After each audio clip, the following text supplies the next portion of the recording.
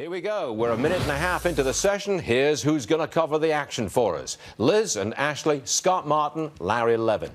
I say, Scott Martin, I say these markets are edgy because of North Korea and what's going on in D.C. What say you?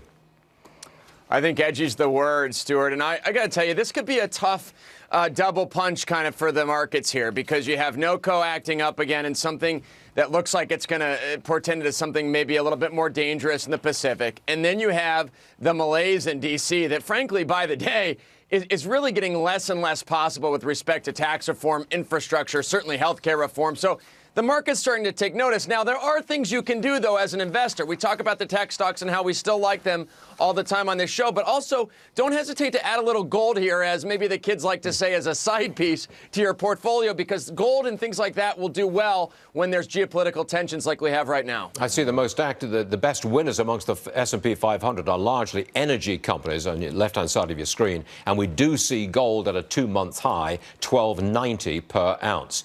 Larry Levin, what's your explanation for today's pullback for stocks across the board?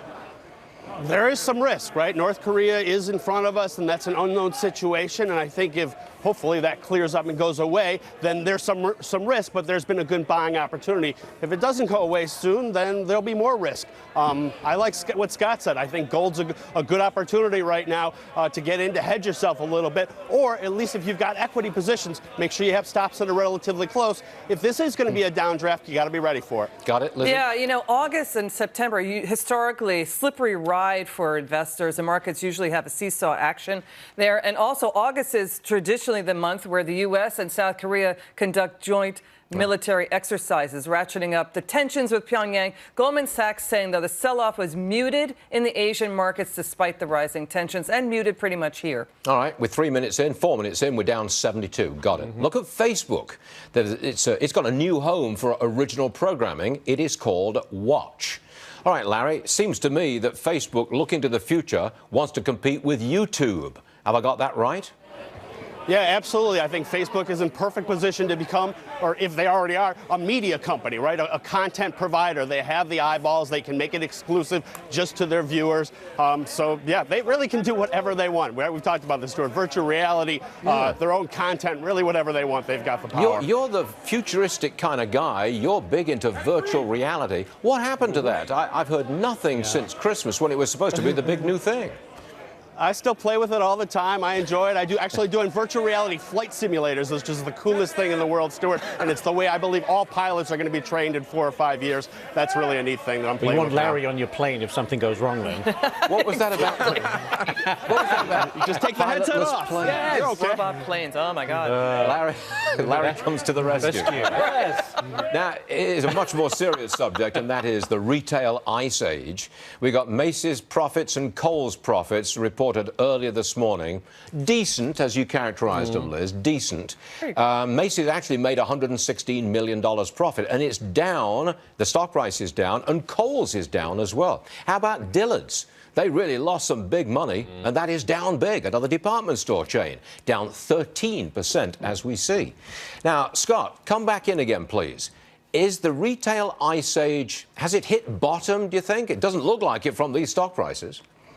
No, it's interesting. You know, you see these numbers. I mean, the Dillard's one's kind of funny. You know, they were expected to actually make money, and they lost because of inventory build, because of markdowns, because just people weren't filling the stores and buying stuff. And you're right. You know, you do make a good point. And I'm going to, I guess, channel my inner Jeff Sika here. And I can do that because he's not with us today. But I do miss you, Jeff. And, you know, at some point, there is going to be a time, you guys know, he's always talking about buying retail. There's going to be a point that things are so bad they're good. But that's probably a couple more quarters now where everybody's throwing out their stocks. Expectations are completely out the window. That's when you might step in and find some value here. Yeah, well, look at those retailers, left-hand side of the screen, all of them showing red arrows this morning, top to bottom, including Walmart.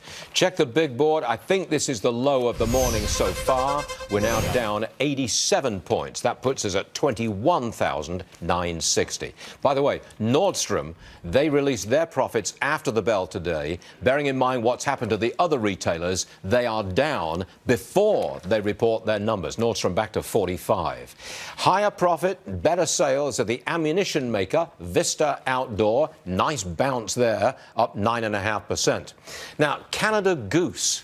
All the rage, you know, those black jackets with the distinctive red patch right there, all the rage a couple of years ago. The company says many retailers are specifically asking them to accelerate shipments so they can get their product on the floor earlier. That works for the stock price. It's up 4%. How about Snap? Now, they report their numbers, again, after the bell today. As you walk up to that report, the stock is up 2%. $13 a share on Snap. How about this one? Oprah and Kraft Heinz teaming up on a new food line. Tell me more. Well, that's good. And, you know, wow, Oprah is so smart. Here's what she's doing. She's saying, you know what, you like mashed potatoes? I'm going to show you how to make it that it's not so fattening. You mix it with cauliflower. She's basically saying you want, you know, your Parmesan cheese pasta, mix it with white beans. Say yes to everything. To be less fattening. Yes. Yes. Yes, I can. Yes, mashed potatoes. Oh, that's good. Yes. So, you know, $5 for a soup or $4.50 for a side. I think, you know, Oprah dominates, and she knows what women want and what, you know, this is the baby boomers wanting to eat nutritious. She's amazing. And she's showing the way. I thought we were going to all fresh all the time. No? Well, we did that with Chipotle, and look what happened. So, but what a time to be alive. Oh, that's good. An even more great. serious subject for you now. More than 60 women are considering a suit against Google. They claim sexism and a pay gap. Okay, let's extrapolate out a little bit here. Supposing this becomes a big-time class action suit and all of Silicon Valley technology companies are involved. Do you think, Scott Martin, do you think it gets big enough, serious enough, pressing enough to hurt the stock price of the big technology companies out of Silicon Valley? I don't think so, Stuart, because the degree that this affects their business model is probably slim, but this does paint a little bit of a dark color on Silicon Valley, doesn't it? You know, that was the paradise, wasn't it, versus the Wall Street area, which was the bad run in 2008 and all the hiring things that were going on back then. I mean, now it's like Silicon Valley is being drawn into this. And so it's interesting to see if this is just a Google problem. Is this a problem at Facebook? You know, there's rummages of other things going on at some of the other tech companies. And so how this plays out in the other parts of the space is going to be interesting. But it doesn't make me particularly worried about the stocks just yet. Lizzie, they're not worried about this if it becomes a big class action suit, not worried about the effect on the stock.